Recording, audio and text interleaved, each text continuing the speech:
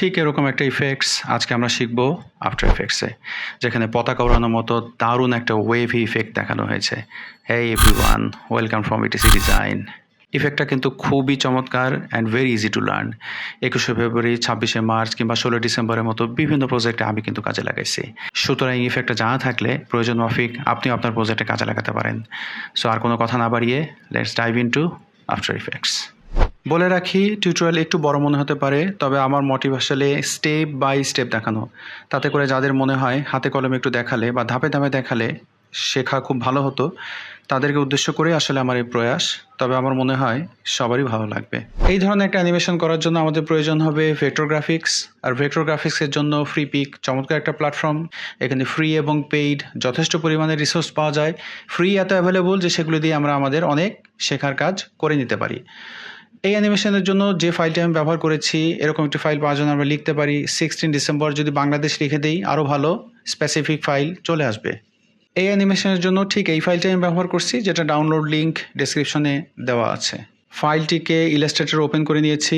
এখান থেকে আফটার ইফেক্টসে অ্যানিমেশনে যাওয়ার আগে ইলাস্ট্রেটরে কিছু প্রস্তুতির বিষয় আছে। এখানে আমরা সমস্ত ডিজাইনটাকে দেখতে পাচ্ছি এবং একটু পরে আমি দেখাবো সকল ডিজাইন একটা লেয়ারের আন্ডারে আছে। সেই লেয়ারে যদি আমরা আফটার ইফেক্টসে গিয়ে অ্যানিমেশন অ্যাপ্লাই করি, তাহলে আসলে সব কিছুর উপরে অ্যানিমেশন অ্যাপ্লাই হয়ে যাবে।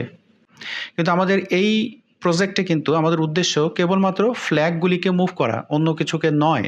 সেই ক্ষেত্রে আমাদেরকে ফ্ল্যাগগুলিকে সম্পূর্ণ সেপারেট 4টা লেয়ারে নিয়ে যেতে হবে। F7 চাপ দিয়ে লেয়ার প্যানেলটাকে ওপেন করে নিলাম। এখানে আমরা দেখতে পাচ্ছি একটা single layer.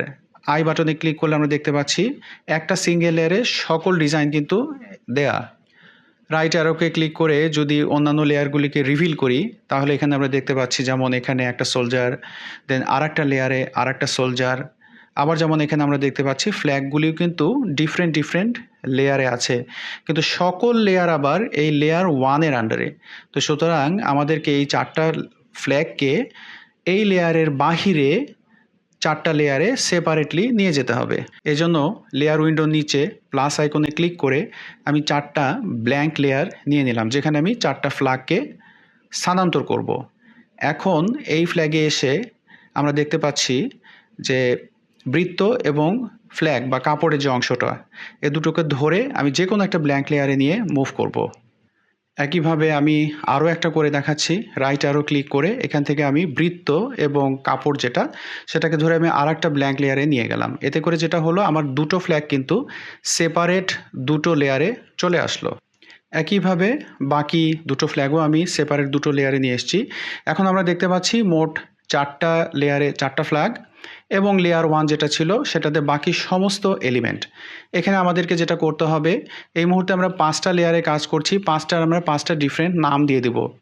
Naming convention follow করা it's a very good practice.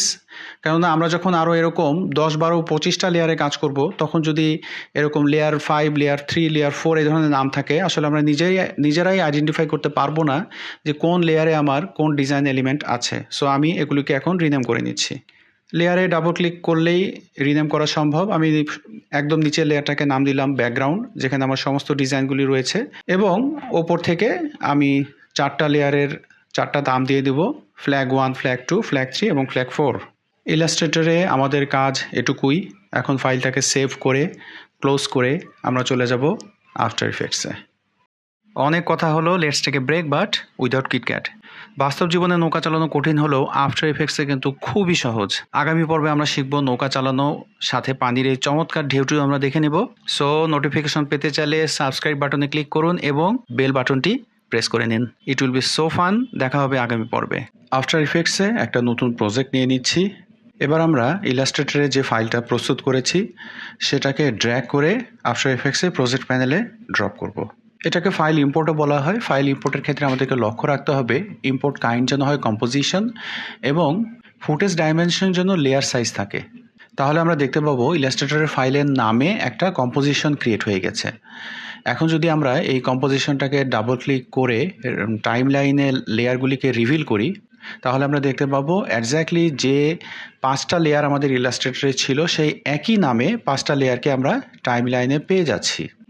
এখন আমাদের প্রয়োজন হবে ইফেক্ট এবং প্রিসেট প্যানেল। ইফেক্ট এবং প্রিসেট প্যানেল যদি আপনার না থাকে উইন্ডোতে, তাহলে উইন্ডো মেনু থেকে ইফেক্ট এবং প্রিসেট প্যানেলটা আমরা ওপেন করে নেব। এবার যে লেয়ারে আমরা ইফেক্টটা অ্যাপ্লাই করব সেই লেয়ারটাকে সিলেক্ট করে নেই এবং ইফেক্টস এবং প্রিসেট প্যানেলে গিয়ে খুঁজবো ওয়েভ র্যাপ নামে ইফেক্টটি চলে এসছে। এখন এটাকে আমরা ড্র্যাগ করে বাম পাশে লেয়ারের নামের উপরেও অ্যাপ্লাই করতে পারি, অথবা ডান পাশে সরাসরি টাইম লাইনেও আমরা এটাকে ড্রপ করতে পারি। সো আমি ডানে টাইম লাইনের উপর ড্রপ করলাম এবং ড্রপ করার সাথে সাথেই কিন্তু দেখতে পাচ্ছি পতাকার উপরে দারুণ একটা ওয়েভি ইফেক্ট অলরেডি চলে এসছে। এই অবস্থায় আমরা যদি রান করে দেখি তাহলে দেখতে পাচ্ছি অলরেডি পতাকা উড়ছে। ইফেক্ট এবং প্রিসেট প্যানেলটা আমাদের আর প্রয়োজন হবে না, সো এটাকে ক্লোজ করে নেই। এখন আমরা বামে এই ইফেক্টের প্রপার্টি প্যানেলটাকে দেখতে পাচ্ছি। এখানে কিন্তু অনেক ধরনের প্যারামিটার্স আছে যেগুলিকে ব্যবহার করে আমরা আমাদের অ্যানিমেশনকে প্রয়োজন মাফিক সেট করে নিতে পারবো। প্রথমেই যে প্যারামিটার্সটা আমরা দেখব সেটা হচ্ছে ওয়েভ টাইপ। সো পতাকা উড়ানোর ক্ষেত্রে শাইন এই অপশনটাই ব্যবহার হয়ে থাকে। এছাড়াও যেমন আছে স্কোয়ার, এটা দেওয়ার সাথে সাথে আমরা দেখতে পাচ্ছি পতাকা একটা স্কোয়ার একটা শেপ ওয়েভি ভাব চলে এসছে। সো এই অপশনগুলি ডিফারেন্ট ব্যবহার আছে, আপনারা এগুলো এক্সপ্লোর করে দেখবেন। কোনো না কোনো প্রজেক্টে অবশ্যই এগুলি কাজে আমাদের লেগেই যাবে। এবার আমরা দেখব ওয়েভ উইথ। এটা কিন্তু বেশ গুরুত্বপূর্ণ একটা ভ্যালু। ওয়েভ উইথ বলতে এক একটা পতাকার ঢেউ কত বড় হবে। যেমন উইথ কমানোর ফলে কিন্তু আমরা দেখতে পাচ্ছি ঢেউয়ের সংখ্যা অনেক বেড়ে গেছে, যেটা অবশ্যই এখানে ভালো দেখাচ্ছে না। সো আমরা এটাকে উইথটাকে 40 রাখি, এটার জন্য বেশ ভালো একটা লুক অ্যান্ড ফিল দেয়। ওয়েভ ডাইরেকশন, কোন ডাইরেকশন থেকে এলিমেন্ট মুভ করবে, তো এই ক্ষেত্রে আমি লক্ষ্য করে দেখেছি 90 ডিগ্রিটাই অনেক ভালো আউটপুট জেনারেট করে। অ্যান্ড এরপরে আমরা দেখতে পাচ্ছি ওয়েভ স্পিড, এটা বলার অপেক্ষা রাখে না, আমরা ভ্যালু যত বাড়িয়ে দেব তত দ্রুত এলিমেন্ট মুভ করবে। So let's keep it 1। এখন যে প্যারামিটার্সটা নিয়ে কথা বলবো সেটা হচ্ছে পিনিং পয়েন্টটা হচ্ছে আসলে কোন জায়গাটায় একটা আমরা যেমন পিন সেট করি, সো এটা কোন সাইডে হবে। যেমন পতাকার একটা অংশ কিন্তু লাঠির সাথে সংযুক্ত থাকে। এই ক্ষেত্রে আমরা যদি রান করে দেখি তাহলে দেখতে পাচ্ছি লাঠির সাথে সংযুক্ত কাপড়টাও কিন্তু বেশ নড়াচড়া করছে, কিন্তু এটা যদি স্থির থাকতো বা কম নড়তো তাহলে কিন্তু এটা দেখতে বেশ ভালো লাগতো। সো পিনিং পয়েন্ট আমরা যদি এই ড্রপ ডাউন থেকে রাইট এজ করে দেই তাহলে আমরা পার্থক্যটা দেখতে পাবো যে পতাকার মুভমেন্টটা আরও অনেক বেশি রিয়েলিস্টিক। এখন আমরা কিন্তু দেখতে পাচ্ছি যে কাপড়টা নড়ছে, কিন্তু ডান পাশের অংশটা কিন্তু লাঠির সাথে সংযুক্ত রয়েছে, খুব বেশি আগের মতো কিন্তু আর নড়াচড়া করছে না। সো পিনিং পয়েন্টের ব্যবহার কিন্তু খুব সঠিকভাবে বুঝতে হবে এবং জানতে হবে এবং সেভাবেই অ্যাপ্লাই করতে হবে। আমাদের যখন সমস্ত ভ্যালু ঠিকঠাক আমরা সেট করে ফেলবো and once we are happy with our animation, similar effect যদি অন্য কোনো অবজেক্টে অ্যাপ্লাই করতে হয় সেই কাজটা কিন্তু খুবই সহজ। আমরা ইফেক্টসের প্রপার্টি প্যানেলে যাব এবং রাইট মাউস বাটন ক্লিক করে কপি করব। এবার যে লেয়ারে আমরা সেম অ্যানিমেশনটা অ্যাপ্লাই করতে চাই সেই লেয়ারটাকে সিলেক্ট করে কন্ট্রোল ভি, দ্যাটস ইট। যেমন এই লেয়ারে পেস্ট করার পরে আমরা দেখতে পাচ্ছি এটাও কিন্তু একই ধরনের একটা অ্যানিমেশন ওয়েভ পেয়ে গেছে। ডান পাশের বাকি দুটো পতাকার ক্ষেত্রেও একই, আমরা পেস্ট করে দিতে পারি। কিন্তু এই ক্ষেত্রে কিন্তু লক্ষণীয় একটি বিষয় যেটা আমি আগেও বলেছি, পিনিং পয়েন্টটা কিন্তু খুবই গুরুত্বপূর্ণ। আমরা যেহেতু বামের পতাকার প্রপার্টিকে কপি করে ডানের পতাকায় আমরা পেস্ট করেছি, যার জন্য কিন্তু এটার পিনিং পয়েন্ট কিন্তু রিভার্স হবে, অর্থাৎ ডান পাশের পতাকার পিনিং পয়েন্ট কিন্তু হবে লেফট সাইড। এটা কিন্তু আমাদের খুব লক্ষ্য করতে হবে, অন্যথায় কিন্তু অ্যানিমেশনটা বাস্তবসম্মত লাগবে না। ফাইনালি ফাইল মেনু থেকে export, add to render queue এবং রেন্ডার বাটনে ক্লিক করে কাঙ্ক্ষিত ডেস্টিনেশনে ফাইলটিকে এক্সপোর্ট করে নিব।